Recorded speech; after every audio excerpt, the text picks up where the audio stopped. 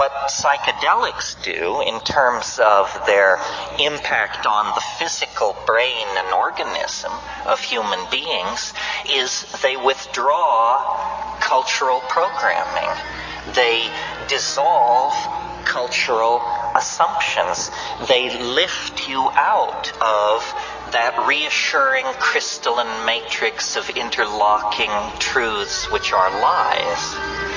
And instead, they throw you into the presence of the great who knows, the mystery that has been banished from Western thought since the rise of Christianity and the suppression of the mystery religions. Now, the model that attracts me to the psychedelic experience is not that it makes you smarter, a kind of simple-minded idea, paradoxically, or the idea that you are paying attention, aren't you? Or the idea that it's some kind of magnifying glass into the personal unconscious, your trauma, your childhood memories, the satanic abuse your parents laid on you, so forth and so on. The model which I like is a geometric model, and says simply that since the rise of the Greek alphabet, print, linear thinking, and science, we have become imprisoned in a causal universe of material connectivity, and that this is a cultural myth as much as believing that we are the sons and daughters of the great father who got out of his canoe at the second waterfall to take a leak. I mean, these are just cultural myths. What is revealed through the psychedelic experience, I think, is a higher dimensional perspective on reality. And I use higher dimensional in the mathematical sense. Literally, you are lifted out of the plane of cultural assumptions and can look down with the kind of godlike understanding that one obtains when one flies in an airplane over a landscape previously only viewed from the ground. In other words, from the vantage point of the psychedelic experience, the cultural landscape is seen more nearly in its correct perspective, seen as historically bounded, spatially and intellectually bounded. Now, it's no coincidence that if you analyze biology, what it is, it's a kind of conquest of dimensionality. The earliest forms of life were probably slimes of some sort, stabilized on a clay surface, immobile, unable to perceive light, with no sense of time, merely a fingernail or a toehold in existence.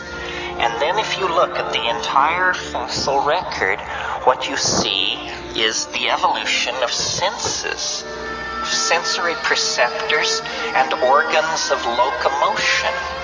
The perceptors, the eye, the hand, bring into the cognitive field the sense of things at a distance, and then language provides models for these things at a distance. Similarly, fins, legs, so forth, means of locomotion carry us through space. This is a journey of dimensionality, and essentially what animals are that plants are not are life forms mobile in a very conscious way in the spatial dimension. This is why, from the point of view of evolutionary biologists, animals are somehow more advanced than plants.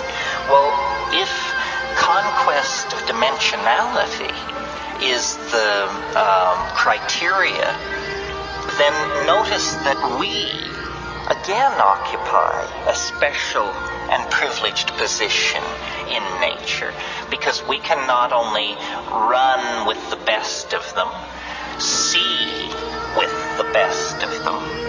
But we can remember and anticipate like crazy. And other animals are not doing this. Other animals may imprint past situations of danger or opportunity, but they do not analyze experience and extrapolate it toward the hidden domain of the future.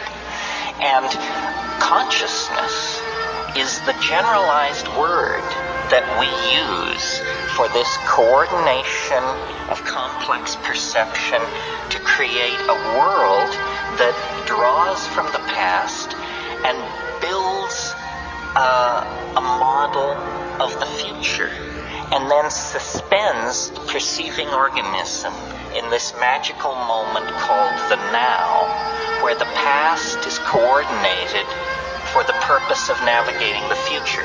McLuhan called it driving with the rear view mirror, and the only thing good about it is it's better than driving with no mirror at all. All right, now, what this conquest of dimensionality comes to be in the presence of psychedelics is an anticipation of the future. We can anticipate the future. We know within microseconds when the sun will rise. We know within a few percentage points where the prime rate will be in 6 months. Some things we can predict fairly closely, some things with less precision. But the perception of the future is very important to us.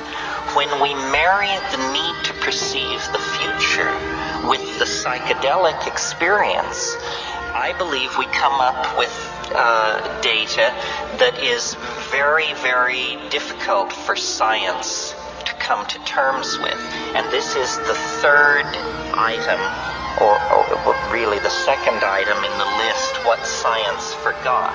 It's what I call the eschaton. Now, eschaton is a rare word, until very recently unheard outside schools of theology, which I understand were a dying enterprise. Eschaton comes from the Greek word esk, which just means the end. The eschaton is the last thing, the final thing. And it's very important to science to eliminate from its thinking any suspicion that this eschaton might exist, because if it were to exist, it would impart to reality a purpose, you see. If the eschaton exists, then it's like a goal or an attraction point or an energy sink toward which historical process is being moved. And science is incredibly hostile toward the idea of purpose. If you are not involved in the sciences, this may come as somewhat of a surprise to you. If you are a workbench scientist or a theoretician, you know that this is what's called the problem of teleology. It is because modern science defined itself in the 19th century when the reigning philosophy was deism. And deism was the idea that the universe is a clock made by God, and God wound this clock and has walked away from it, and the clock will eventually run down. That theological construct was poisonous to evolutionary theory in the 19th century. And so they said, we must create a theory of reality that does not require a goal, does not require a purpose. Everything must be pushed from the past. Nothing must be pulled toward the future. The problem with this is that it does not fulfill our intuitions about reality. We can see that evolution biological evolution has built on chemical systems. We can see that social and historical systems build on biology. As people with open minds, or as open as they can be inside this culture, we nevertheless have this intuition of purpose. And it is dramatically underscored by the psychedelic experience, which takes the raw material of your life, your culture, your history, and tells you this is not an existential mishmash to be lived out with dignity because there's nothing else to be done with it, some kind of Camusian why not affirmation. It says no. It says, your reality is a coherent cosmos, and embedded in your own sense of identity, embedded in your own sense of purpose, is a microscopic reflection of the larger purpose that is built into the universe. Now, this is not just, blowing smoke in the sense of it's a nice idea, or it's like a religious idea, like saying Jesus loves you and so feel all right about yourself. It isn't like that. It's a theory about reality that has teeth, because reality is actually following the script that this particular version of reality dictates. Reality is accelerating toward an unimaginable omega point. We are the inheritors of immense momentum in our social systems, our philosophical and scientific and technological approaches to the world. Because we're driving the historical vehicle with a rear-view mirror, it appears to us that we're headed straight into a brick wall at 1,000 miles an hour. It appears that we are destroying the earth, polluting the atmosphere, wrecking the oceans, dehumanizing ourselves, robbing our children of a future, so forth and so on. I believe what is in fact going on is that we are burning our bridges. One by one, we're burning our bridges to the past. We cannot go back to the mushroom-dotted plains of Africa or the canopied rainforests of 5 million years ago. We can't even go back to the era of cayuse and six-shooter of 200 years ago. We have burned our bridges. We are preparing for a kind of cultural forward escape. And this question, is there cause for optimism? The answer is it depends on where you placed your bets. If you placed your bets on male-dominated institutions based on consumer fetishism, propaganda, classism, and materialism, then God help you, you should call your broker.